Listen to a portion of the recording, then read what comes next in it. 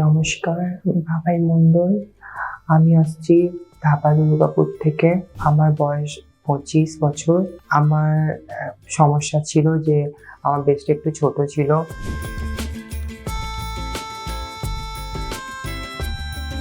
তো আমি নিজে কনফিডেন্স পেতাম না, তাই নিজেকে ভাবলাম যে আমার ব্রেস্টটা সার্জারি করানো খুবই দরকার। আমার বন্ধুরা, আমার যে সিনিয়র, তারা এখান থেকে ব্রেস্ট সার্জারি করিয়েছে, তাই নিজেকে ভাবলাম যে আমি এখান থেকেই করাবো। আমি যখন প্রথম এই ক্লিনিকে এলাম, তো আমি স্যারের সাথে দেখা করলাম, কথা হলো স্যারের সাথে। স্যারের বিহেভিয়ার খুবই ভালো। স্যার আমাকে দেখলো, দেখে বলল যে কত সিসি ভরাতে চাও। তো আমি বললাম যে আমাকে দেখে আপনি বলে দিন যে কত সিসি দিলে আমাকে ঠিকঠাক লাগবে।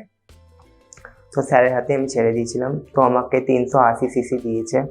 তো আমার বডি স্ট্রাকচারের সাথে আমাকে মানিয়ে গেছে।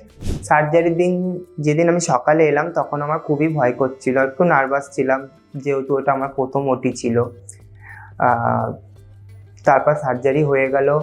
আমি নিজেও জানতে পারলাম না কখন আমার সার্জারি হয়ে গেছে, কারণ 2টোর সময় আমাকে সার্জারিতে নিয়ে গেছে ওটিতে।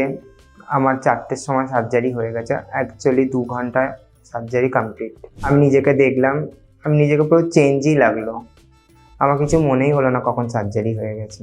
সার্জারির আজ 6 দিন হয়ে গেল। 6 দিনের পরেই আমি আসলাম।